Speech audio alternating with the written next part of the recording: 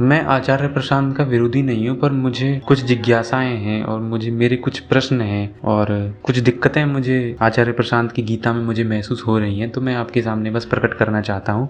और मैं कोई विरोधी नहीं हूँ, मैं तो खुद सुनता हूँ आचार्य प्रशांत जी को, बहुत तगड़ी तगड़ी बातें बोल देते हैं, है ना। तो आप इसको लॉजिकल तरीके से बस देखना, समझना कि भाई क्या है, क्या बोल रहा हूँ मैं।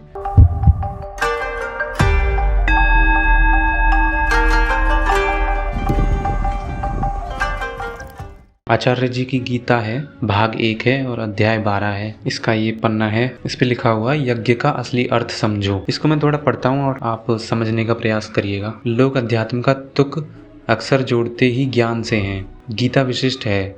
जो ऊंचे से ऊंचा ज्ञान था वो दे दिया अर्जुन को, आरंभ में ही दे दिया। सब उपनिषदों का सार कृष्ण ने अर्जुन को आरंभ में ही पिला दिया और फिर कह रहे हैं, अर्जुन सुनो, इतने ज्ञान के बाद बताता हूँ, लड़ना तो होगा। अब ये बात मुझे समझ में नहीं आ रही, कृष्ण कैसे कह सकते हैं कि लड़ना तो होगा अर्जुन।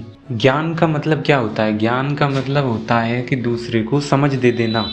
ज्ञान का अर्थ होता है दूसरे को समझदार बना देना, क्या उचित है क्या अनुचित है वो बता देना। वो बता देने के बाद अब वो क्या करता है वो उसके ऊपर निर्भर है, क्योंकि अब तो वो समझदार हो गया, अब तो अर्जुन भी समझदार हो गया ना, तो अब तो अर्जुन पर छोड़ दो वो क्या करना चाहता है क्या नहीं करना चाहता। कृष्ण ऐसा बोल ही नहीं सकते कि अर्जुन तुझे लड़ना तो पड़ेगा ही। ये आचार्य ने पता नहीं क्यों बोला है, मुझे खुद नहीं समझ में आ रहा है।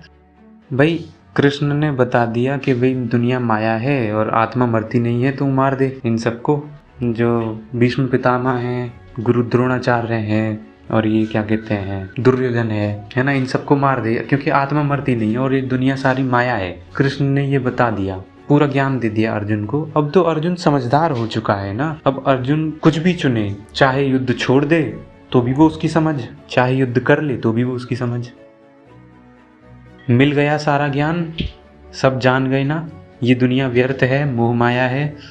अहम प्रकृति से जुड़ जाता है और उसके बाद अहम प्रकृति के गुणों से संयुक्त हो जाता है। अहम यानी कि मैं जो है वो प्रकृति के प्रभाव में आकर के कर्म करता है, ये इसका अर्थ है। और विवश हो जाता है। सब समझा दिया और फिर बोले ये सारी बात सिर्फ सुनने के लिए नहीं थी, अगर समझ में आ गई है बात तो अब युद्ध करो। ये कैसे हो सकता है? जब दुनिया माया है तो अब तो जब माया है तो माया में तुम युद्ध कर लो तो भी कोई फर्क नहीं पड़ता, युद्ध छोड़ दो तो भी कोई फर्क नहीं पड़ता। तो अब कृष्ण क्यों कहेंगे अर्जुन कि तू युद्ध ही कर? युद्ध करना अनिवार्य है ऐसा बोल ही नहीं सकते कृष्ण, क्योंकि दुनिया माया उन्होंने बोल दी है। ये दुनिया माया है, ये छोटी मोटी बात नहीं है, ये तुम्हारी जिंदगी हिला देने वाली बात है। अर्जुन को अगर ये बात समझ में आ जाए तो अब युद्ध करे अर्जुन तो भी कोई फर्क नहीं पड़ता और युद्ध ना करे तो भी कोई फर्क नहीं पड़ता। मुझे ये नहीं समझ में आ रहा है कि आचार्य ने ऐसा क्यों कहा है। कृष्ण ने ऐसा नहीं कहा, मैंने जैसा कृष्ण को पढ़ा है ऐसा कृष्ण कह ही नहीं सकते कि मैंने तुझे सारा ज्ञान दे दिया है अर्जुन, अब तू युद्ध कर। अब ज्ञान दे दिया है तो अब तो वो ज्ञानी हो गया ना, अब वो तो स्वयं ही ज्ञानी हो गया अर्जुन, तो अब तो वो जो चाहे सो कर ले, अब तो वो ज्ञानी है। अब आप क्यों उस पर थोप सकते हो? कृष्ण कैसे थोप सकते हैं कि अर्जुन तू युद्ध कर? वो थोप ही नहीं सकते, क्योंकि अर्जुन को ज्ञानी बना दिया, ज्ञान दे दिया। अब तो अर्जुन खुद ही स्वयं ही निर्णय करेगा। और आचार्य ने यहाँ पे क्यों लिखा है मुझे समझ नहीं आ रहा। चलो आगे पढ़ते हैं। क्रांतिकारी चीज़ है, ज़बरदस्त, सुन लिया समझ लिया, अब काम करो। ज्ञान का अर्थ पता है क्या होता है? ज्ञान का अर्थ होता है कि अर्जुन जो है वो ये देख रहा है कि मेरे प्रियजन हैं, मैं इनको कैसे मार दूं। वो सिर्फ एक पहलू देख रहा है। कृष्ण ने क्या किया?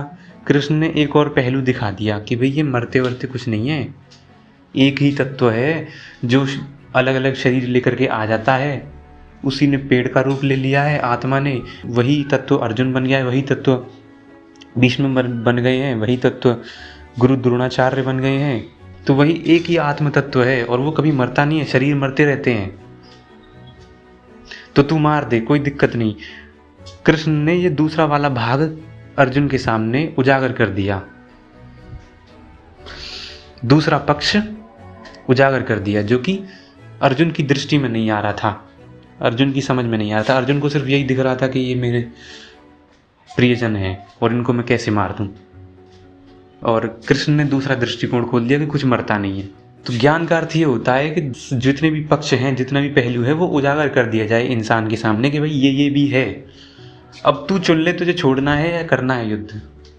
ये होता है ज्ञान, ना कि मैंने तुझे बता दिया सारा ज्ञान, तुझे युद्ध करना ही पड़ेगा। ये कैसे हो सकता है?